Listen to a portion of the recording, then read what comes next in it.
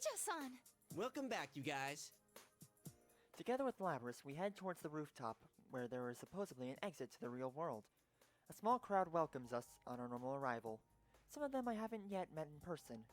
If I recall correctly, the energetic girl with the short hair is Chie Satonaka.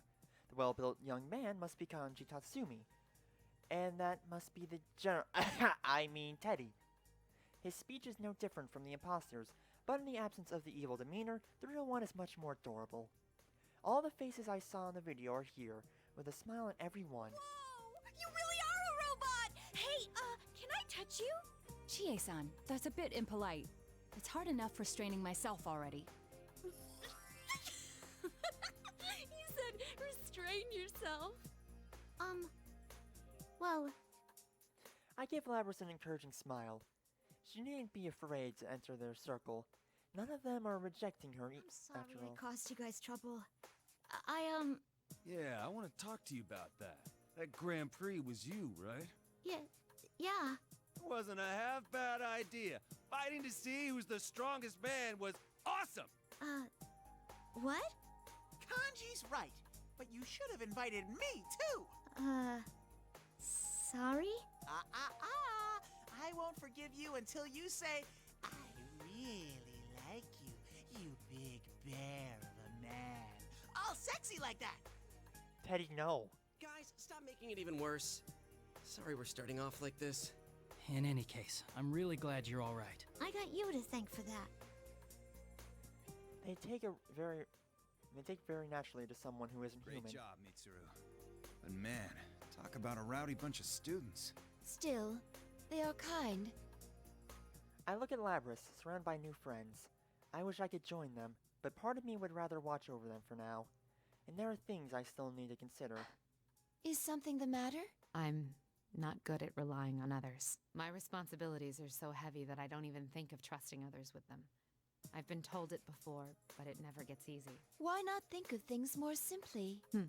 When something cannot be accomplished alone, there is no other choice but to trust in others to help. Good or bad, it is inevitable. Then why not accept it and move forward? You aren't alone either, after all. I can't keep myself from smiling at the truism I never would have come up with. You're right. It's not difficult at all when put that way. It's just as I was saying about companionship being a guide. Indeed, I'm thankful for my friends. They say the things I cannot, and take me outside myself with new perspectives. I'm sure that the same principle will save Labrys from straying from her path. Although, I think again about the case. Now that Labrys is safe, there's another issue. The mastermind was not Labrys, but her shadow. However, her shadow emerged and began to act only after she entered the TV world. It's hard to reconcile that with Labrys taking the initiative to escape. Come to think of it, there's something else that can't be explained if we assume Labrys was behind everything. Was Labrys truly the mastermind here? Huh? What are you getting at? Why did Labrys choose them? Where did Labrys learn of them? It's the students of Yasogami High that trouble me. I can't see why Labrys would have selected them. I thought they might have sensed the changes Labrys caused in this world on their own, but no. The video that brought them here called them by name. Not to mention that the shadow took the appearance of General Teddy from the start. Neither would be possible unless she had identified them beforehand. Even we didn't know about them or about this world inside the TV. How did Labrys discover all this? Yeah, I can't explain it either. And I still have my doubts regarding the hijackers' mental state. Their memories were so muddled that they couldn't even explain themselves. Do Labrys' abilities extend that far? The more I think about it, the more questions arise. There must be some larger plan at work here after all. The fastest way to find out is to just ask her. Hey, Labrys! Akihiko. Akihiko's loud voice catches not only Labrys' attention, but the high schoolers as well. I'd hoped to keep them away from this, since they were innocent bystanders. Akihiko seems not to notice my irritated glare. When did you wake up? How did you find out about the TV world? About this place?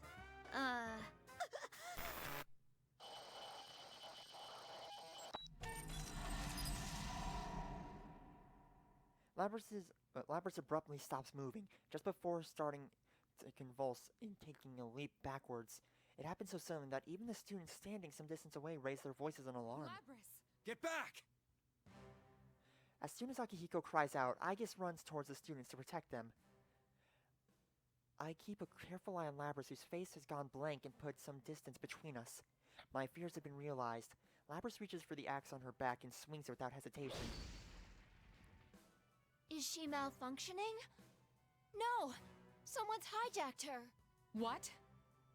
If we're all here, the shadow is defeated and someone is still hijacking, then... I know you're there. Who are you? Show yourself.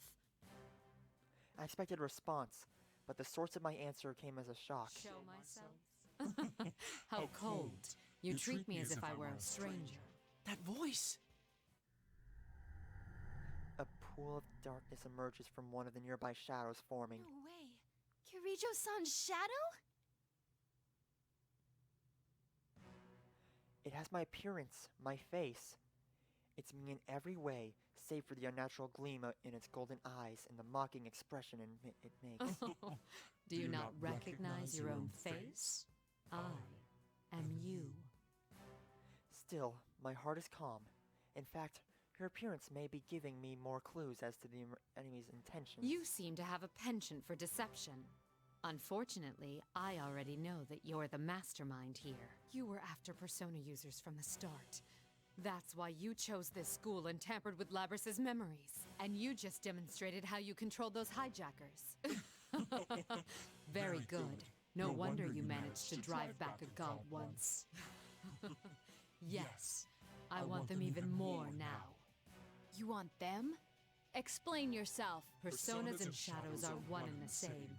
If I poison your hearts, I can recruit shadows with unparalleled strength. You know, I imagine that stinking Aigis and Labrys are just fighting in the background of all this. Wait, what? You mean turn our personas back to shadows? The heart is frail. Its weaknesses are never fully vanquished. Given the opportunity, it can betray you and return to darkness. This one's desire to make people suffer was perfectly suited for such a plan. Plan? You caused all this to gather strong shadows? Who are you? Sadly, it seems things won't be going according to plan this time. But I'll make use of what tools I have to the very end. This is my last chance. No, more like a marvelous entertainment. Stand, my puppet. The shadow ignores my taunts and raises its right hand towards Labrys, still collapsed on the ground. Labrys reacts to the gesture by rising up, like a puppet with no will of its own. You bastard. This form is exhausted from constant battle and will be useless as an asset. But unless you destroy it, it will keep rising up and attacking you all. What will you do? Labrys obeys the shadow's command and leaps forward to attack. Also, I love that stinking I'll face myself is playing in the background. Really nice. It seems the enemy will do anything to rattle us. I understood that. But understanding and forgiving it are two different things.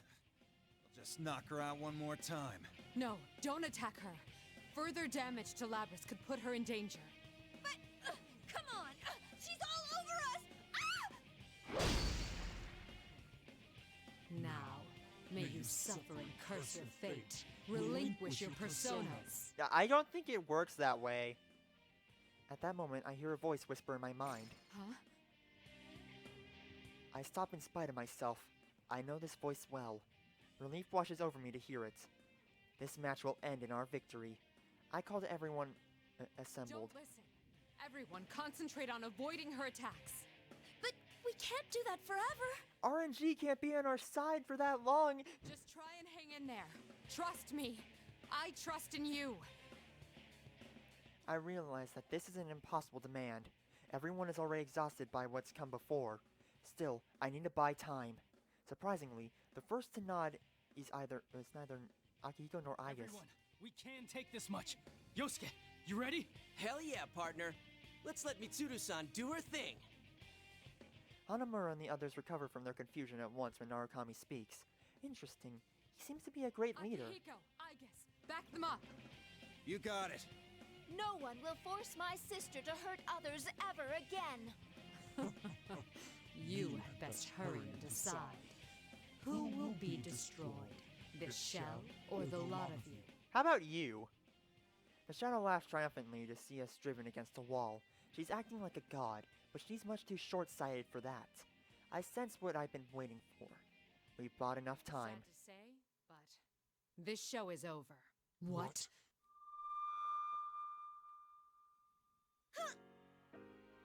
Labrys comes to a halt and is released from the shadow's control. She must have been forced to exceed her limits, for she falls to the floor as if her strings had been cut. We didn't attack her at all, yet she's left unable to so much as break her fall. A chill goes down my spine to imagine what could have happened if we'd fought her at our full strength. Looks like you made it in the nick of time. You saved us, Yamagishi. Are you all okay? Fuka-san! So you had a third assistant. That voice. It's not coming from in here. Whoever it is out there. Seriously? She can use hers in reality too? She responded at the perfect moment to my earlier phone call asking her to come at once. Yamagishi had a bit of initial difficulty dealing with the world so alien to her, but she adjusted quickly enough. Though she's far away, I can sense that we're under her protection. It's just as you thought, Mitsuru-senpai. The enemy is only mimicking your appearance. It's a fake. Very impressive to guess correctly from such a long distance away. So these are the limits of a half-broken puppet. Well, no matter. This was only ever for my own enjoyment. You despicable monster! I didn't expect you to fight back this hard. But didn't you have fun? You were all taken in by an illusion. This place, these traps, everything came from your own minds. You dread yourselves most of all. A beautiful plan, wasn't it? Your idea of beauty is rather warped, as is your plan and your assessment of us. But your biggest mistake was that you took my form in the end. I take a step forward. Seeing this, Akihiko and Aigis take a step back. They know me well. They can see the signs of the anger boiling within me, and that I'm gonna burn my dread, dang it. Are you angry? Alright, I'll play along. The show must go on, right? Don't say another word while wearing that face. I'll teach you just who it is you've made an enemy of! You know, it's kind of really refreshing not having to fight Labrys for like a third time. Final. Anyway, now we need to fight ourselves, except not really. And you know what? Yeah, I'll show you what you made the biggest mistake messing with Mitsuru. An elegant finish. And goodbye.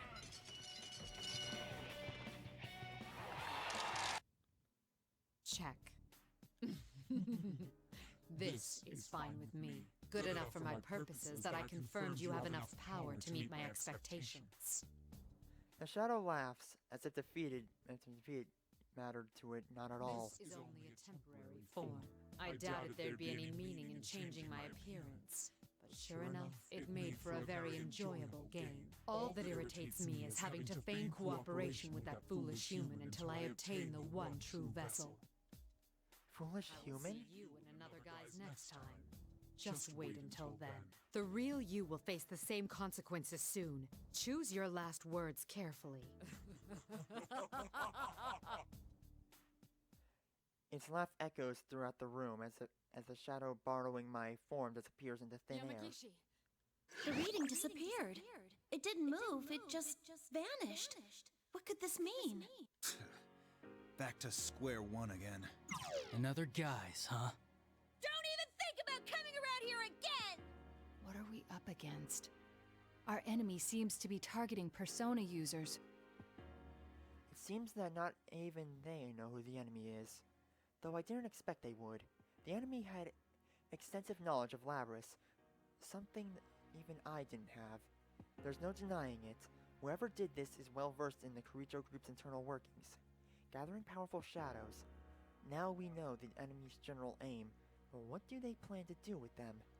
None of what matters at the moment, I suppose. I signaled Akihiko. Akihiko catches it and turns towards the students. Don't worry about it. We'll handle things from here. Wait, but it kinda said it was still after us. Of course. You should be aware that the enemy is out there. Akihiko only means that there is no need to abandon your lives to pursue it. We will do our best to ensure that no harm comes to you. That is, after all, our duty. But... I don't expect them to like my answer, but the reason I started the Shadow Operatives is to protect people from these things. The students, they're still young. Granting my permission would only mean them becoming more inexorably involved. We should be the ones to take responsibility. Guys, let's leave this to them. You can... Are you serious? They're right that we need to go back for now. We're all at our limit. When Norikami signals to him, Hanamura's complaints fall suspiciously silent. That hardly fooled anyone. Either they take me for an imbecile, or think it won't matter even if I do catch on. I suppose I can live with it. If they are that determined, I am no one to dissuade them. We'll have to take care of everything before they can involve themselves, that's all. Teddy jumps around, his footsteps sounding highly unnatural to catch our attention. Alrighty, attention please! The trip doesn't end until we get out of the TV! Dude, we were in the middle of a conversation. What are you doing with this ancient TV? Hang on, where'd you even get this? It's a Teddy Vision! You can get out from here! They exchange banter as if the recent problems are already long past. It's so that they can continue to be so carefree that we must fight. Moreover... How's Labrys? There wasn't much damage to her motor functions. I don't believe it will take much time to repair her. Still, the stress on her cognitive functions must have been severe. It may take some time for her to awaken. Agus gazes sadly at Labrys' unmoving form in her arms. We must also fight to prevent anyone else from being hurt like these two. This case is over for the time being. It's time to say our farewells to this world, but a newfound resolve to fight is surging within me.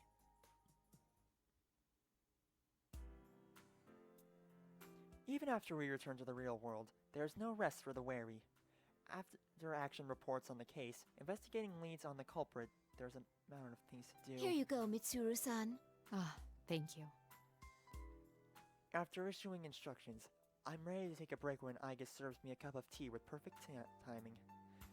The fresh scent of Darjeeling, I take a moment to savor the mellow aroma of muscats. What the heck, I've never drank tea before, so I don't know this. Anyway, that's right, spring is nearly over. I feel like I can barely keep track of the seasons anymore. We will be leaving Inaba tomorrow. Keep that in mind when making preparations. Understood.